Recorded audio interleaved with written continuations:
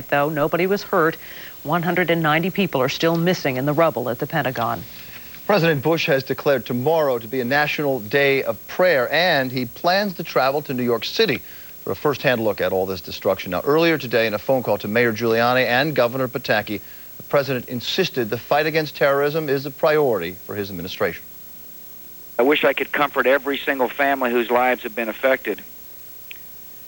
But make no mistake about it, my resolve is steady and strong about winning this war that has been declared on America. It's a new kind of war. And I understand it's a new kind of war. And this government will adjust.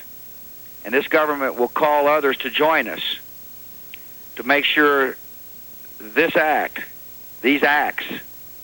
the people who conducted these acts and those who harbor them are held accountable for their actions.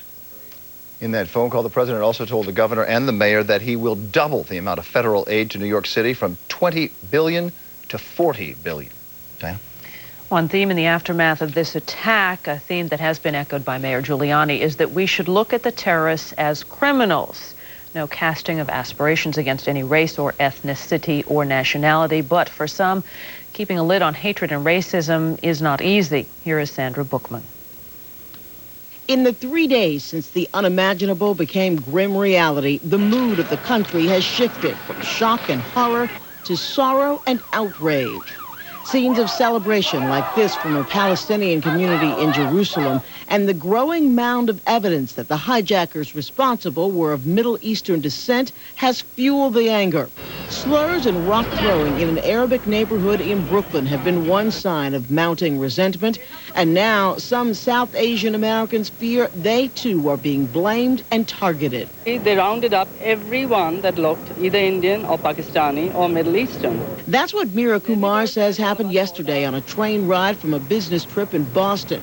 The Manhattan business executive says during a scheduled stop in Providence, she and several others were singled out, some even handcuffed, and never told why. Though later released, Kumar is concerned it could happen again. I have done nothing wrong. I'm for the United States. I want to help out if I can in any way.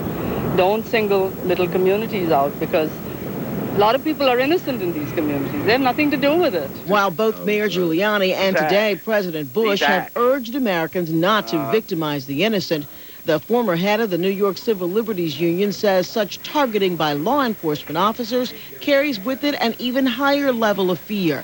Now a candidate for public advocate, Norman Siegel, explains the law is clear in New York. The police may stop and detain someone if they have reasonable suspicion that the person has committed, is committing, or is about to commit a crime. Meera Kumar says from now on she'll carry her passport as evidence that she too is an American equally devastated by the savage acts of terrorists. Sandra Bookman, ABC7 Eyewitness News. We want to return to the victims because the most heart-wrenching stories tonight remain those of the people desperately trying to find a loved one that they haven't heard from. Many of them carry pictures and information about those people that they hope are still alive. Lucy Yang is with the friends and families on the east side for us tonight. Lucy? Bill, speaking of those pictures, I'd like to introduce you to Mario. This is Joe, Crossley, Calvin. Everywhere you turn, they hand you these flyers and they beg you to show the pictures, to tell their story, hoping that a brief moment on the screen will lead to a blessed family reunion. As heart-wrenching as all this is, there is one common thread which runs through all the families here. They have not given up hope.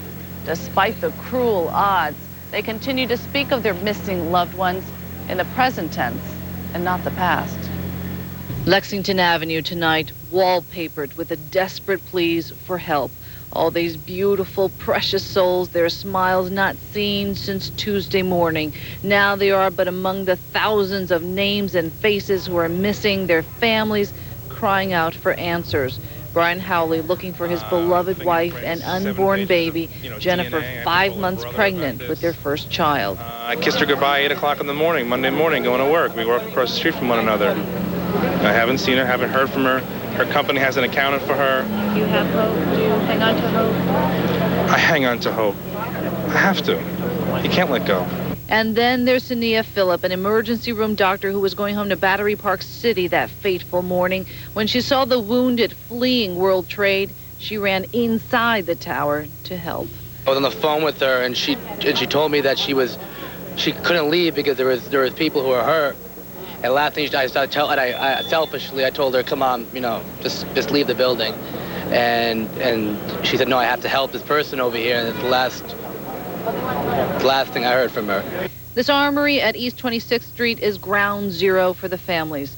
They come here, fill out a detailed 9-page missing persons report, meet with a detective and a counselor, submit a DNA sample, then they are shown the list. The first one with more than 2,000 patients at area hospitals. The second one, the one no one should ever have to search, the 38 recovered bodies. So far, 2 families have found their loved one on the list, which has no mercy. Governor Pataki tonight offering a sympathetic shoulder and an encouraging word to hang on to hope, to faith, to pray for a miracle. It's our job to be there for them. It's our job to be strong for them. It's our job to help them, help with the effort to continue our prayers, continue our search in the hopes we can find someone or others still alive. So far, more than 2,500 missing persons have been registered here. The city hopes to give all the workers at the armory and the volunteers a little bit of rest tonight. Close at midnight, open again at 8 o'clock in the morning, but they assure the city that for as long as there are loved ones in search, this center will be operating. We're live on the east side. Lucy Yang, ABC 7 Eyewitness News. Thank you, Lucy. There are more than 2,000 people who were injured in the attack, and they are being treated all across the tri-state area. Tonight, Nina Pineda takes us inside one local hospital where she got a chance to talk to some of the injured. We're going to take you inside the doors of NYU downtown, a hospital just in the shadow of the World Trade Center. They've been caring for the most critically injured patients here, all of that with only generator power, and that is only the beginning of the challenges here. In the intensive care unit, the nurses huddled protectively around their disaster patients. In trauma room number 1, a young woman walking to her office when the sky began falling. I've heard that she was struck actually by the landing gear of the first plane that hit. She has recently regained consciousness. Next door, a young man suffers with far worse injuries, his family keeping a vigil so that when he wakes up, he sees them. They were able to notify their families that they were here and they were safe. All of these patients treated by staff running up stairwells and down darkened corridors, even out back to a trailer for CAT scans. They've had barely any contact with the outside world. You can't call into the hospital, you can't call out of the hospital. So it makes communication, whether it be with the mayor's office or with other hospitals to transfer patients, to get resupplied, to find out about additional personnel, is very, very difficult. This patient has been in contact with his sons, Charlie and Tommy, and his wife, Sandy, in Darien, Connecticut. You could see the rafters just crumbling around us. Edward Nichols was crossing the sky lobby on floor 78 in Tower 2 when this happened. There was pieces of things like cement and metal and things like that just flying all over the lobby, and this incredible suction that was just, well, the suction was hard to describe. I mean, it was like something out of the movies, like something you see in the Towering Inferno or something. He will be home soon, a fact not lost on his doctor, who, like the rest of the staff, was hoping for a second wave of patients to heal. In NYU's downtown hospital, Nina Pineda, ABC 7 Eyewitness News. And more medical supplies are being shipped to New York City to help treat the injured. The USS Comfort set sail this morning from Baltimore. Besides medical supplies, the Navy ship is carrying hundreds of doctors and nurses. This ship is also going to serve as a hospital or perhaps even as a morgue. It is one of 2 hospital ships that have been assigned to the Trade Center disaster. The other one is headed here from North Carolina. We want to give you some phone numbers now if you are looking for someone still missing from the World Trade Center attack. In New York City, you can call the Bureau of Labs. The number's on your screen right there, area code 212-447-2998. Suburbs have different numbers. In Rockland County, the number is 845-708-9252. In Westchester, 914-428-1701. Nassau 516-573-7055, and in Suffolk County 631-852-6194. Visit our website, 7online.com, for more numbers, and you can also link up with ABC News, where you can post messages to share your feelings and thoughts about this attack with the rest of the country. Now, the grim nature of all this will not likely go away anytime soon. In fact, it's likely to get worse as bodies are identified. From corporate executives to secretaries to custodians, from firefighters to police officers to paramedics, a diverse group of people all sharing the same horrible fate. Here's Dave Evans. With a police escort, refrigerated trucks rolled down 5th Avenue yesterday. And today, police sealed off the area around 1st Avenue at 30th. That's the city's medical examiner's office, where the difficult work begins, where up to 500 bodies can be stored and examined. But we know the body count will go higher. The mayor says perhaps 3,500, maybe more. And that's why so many trucks, up to 60, are now on standby in New Jersey to hold what the morgue can't. Today's the first day we decided to go to the morgues, and we have to be realists. We want her home one way or the other. Other is something Ian Rubin doesn't want to think about yet. Like so many just a few blocks south of the morgue at Bellevue Hospital, the waiting continues. Ian is looking for his fiancée, Joanne Rubino, who worked on the 98th floor of Tower 1. And we're hopeful. If we do not see her name in the morgue list, then I'll have hope that she's still in the building or in a cavity alive or something. Yet as the hours tick by, hope dwindles, and there is the sad reality some victims will never be identified. Earlier today, the mayor said only 46 bodies so far had been successfully ID'd. Then we have the gruesome and horrible situation that in many cases we recover only parts of bodies. And we have 70 in that category. For now, this operation is still officially called Search and Rescue, but plans are underway to expand work at a number of morgues. Federal authorities are now working on opening a new, larger morgue at LaGuardia Airport, and already they're bringing in medical teams with expertise in dental records and pathology. In the newsroom, Dave Evans, ABC7 Eyewitness News. There are, of course, amazing stories of courage, and one of them comes from Sheila Moody. She is a government worker, and she was in the Pentagon when it was hit by a hijacked airliner. Here is part of her remarkable story in her own words.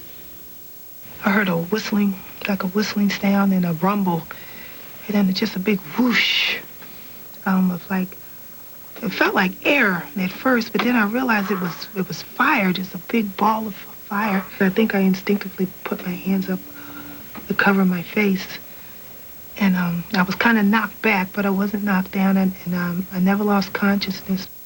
The fumes were just filling up the room, and I started coughing and choking, so I tried to crouch down to see if maybe I could breathe a little bit better if I got down a little lower. I heard the man coming. He said, "I can't see you." I said, "I can't see you either."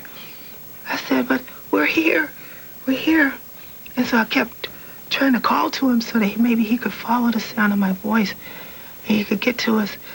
But the smoke and the fumes was taking my voice away, so I started clapping my hands, hoping that he could follow the sound of me clapping my hands, and I could hear the fire extinguisher, and he was getting closer. And then for a brief second, I could see his silhouette just through the smoke, just enough so I could go in his direction. He put out the flames that were between him and I with the fire extinguisher, and I went to him, and he led me outside. But I said he was just an angel sent by God to get me out of there. Oh. Amazing. Sheila says this happened on only her second day of work at the Pentagon. She is expected to be okay. Remarkable. This terrorist attack, of course, as we've seen, hitting many families close to home, and we here at Eyewitness News are not immune. Donald DeFranco is an engineer for ABC7 who worked on the 110th floor of the World Trade Center. His family has not heard from him since the attack, and neither have we. He could have been separated from his identification. If you have seen him, please call us here at Eyewitness News. As we've seen from every corner of the tri-state, there have been countless expressions of sympathy and concern. In Brooklyn tonight, on the promenade, thousands gathered in candlelight to remember the missing. Here's Art McFarland. Police estimate no fewer than 3,000 people filled the Brooklyn promenade tonight. Most of them just stood here holding candles, saying not a word. but willing to share their thoughts. I'm a strong man, but this is too hard. This is hard. You just don't know what to say, my friend. But everybody's together on this, and that's what's the most important thing. There were prayers and some singing. Stripes and bright stars through the perilous fight. There were tears as well, and thoughts of hope for the future. Hopefully this can grow to be the dawn of a new millennium, where we can look at the potential for evil that we all have, as well as the potential for good, and the good will prevail. Earlier, at nearby Engine Company 205, there are symbols to honor the firefighters from here who responded to the World Trade Center and are still missing. The missing include Joanne Cherry's husband. He's been on the job for 28 years. He was wanting to retire, but all I want to just send my prayers out for all the firemen and all the policemen and everybody down there, and hope God is with us all. Meanwhile, a banner on the promenade said New York is still standing. They thought they were attacking the rich people in the World Trade Center, but they were attacking the richness of America, which is all of us here, and the diversity of America. And that's not so easy to destroy. It would be no surprise, of course, if there were future demonstrations of this kind as New Yorkers begin what is bound to be a long process of trying to heal themselves from the pain of this week's tragedy. In Brooklyn Heights, Art McFarland, ABC7 Eyewitness News. A lot of people in our area tonight are seeking comfort by paying tribute to the victims. The sound of bagpipes set the tone for thousands of people who attended a vigil in Union Square. People brought flowers, candles, flags, and pictures of their loved ones, and many got a chance to release their emotions and cry as they wait to hear news about their loved ones. And a very long line of people gathered outside the Jacob Javits Center tonight looking for any way that they can to help out. Those without a medical background, though, were turned away, but there are other ways that you can help out. Survivors and rescue crews need the following supplies. They need aspirin, ace bandages, can openers, soap, socks, flashlights, and for the canine units, they need dog food. You are asked to bring these items to the Javits Center. It is located on 34th Street between 11th and 12th Avenues. It is one way that we can all help out. The terror attack is going to change security at airports around the nation, change it probably forever. Michelle Charlesworth is live at Kennedy Airport with that part of the story for us tonight. Michelle? Diana, what happened Tuesday morning was inconceivable. Now we know it looks like more terror was on the way. So tonight the question, how did we become so vulnerable? The world has changed forever. You will never fly as you did before, ever. That's according to Marty Polner, who during the 1970s was director of law enforcement at the U.S. Treasury Department. He also rewrote protocol to prevent hijackings. After looking at these pictures and hearing the terrorists were armed with knives, there's also this question. How is it that a box cutter could bring down two buildings and get through security and get on a... Box cutters get through security and get on a plane? The smaller knife, the knife that was used... The box cutter. Right, is a weapon that was able to get on the plane, which should not go on planes anymore. But box cutters have been allowed through security. Why? Because box cutters are the same length as a penknife. Polner adds they are the least of our security problems. They apparently said that they had a bomb, not just these box cutters.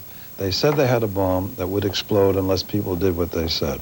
He says the FAA's new plans to make us safer are way off mark. The FAA, in terms of its great response announced this morning, are banning plastic knives, which is a joke, a total joke. Their major emphasis about plastic knives and curbside parking and is crazy. Crazy, he says, because plastic knives are not the problem. You have to get rid of the rent-a-cop mentality people that you have at the airports. He says we must have well-paid, extensively trained security guards at X-ray machines and checking bags. To get back to the Sky Marshal program, which I helped set up in the 70s, where we have armed agents on these flights, plain clothes with weapons.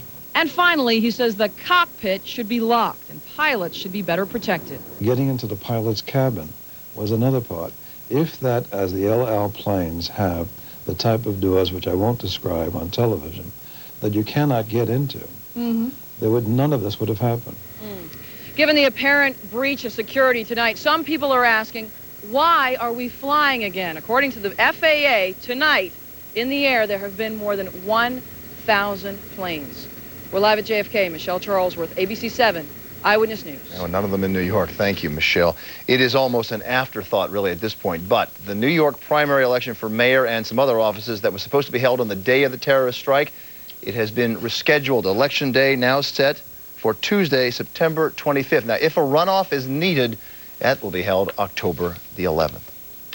Wall Street is scheduled to be back in the business of buying and selling stocks on Monday. The New York, American, and NASDAQ exchanges have all, of course, been shut down since the disaster. Telephone lines and computer systems are damaged, but repairs are underway, and there will be extensive testing, we're told, over the weekend. By the way, today, the Chicago Mercantile Exchange and the Chicago Board of Trade both reopened. Well, while Manhattan tries to return to business as usual, there are still plenty of closures out there. There are. Now, if all goes as planned tomorrow, the city is going to be closed only from Canal Street south. Streets south of 14th Street, as you know, have been shut down since the terror attack. With more openings and closures, Robb Hanrahan is in the newsroom with the latest. Rob? Lots to talk about, Diana and Bill. Slowly, very slowly, things are starting to return to a sense of normalcy in the city, but there are a number of closings as of right now. We'll run through them for you. As you know, no traffic allowed south of 14th Street right now, but as Diana just mentioned, they're trying to reopen that down at Canal Street by tomorrow.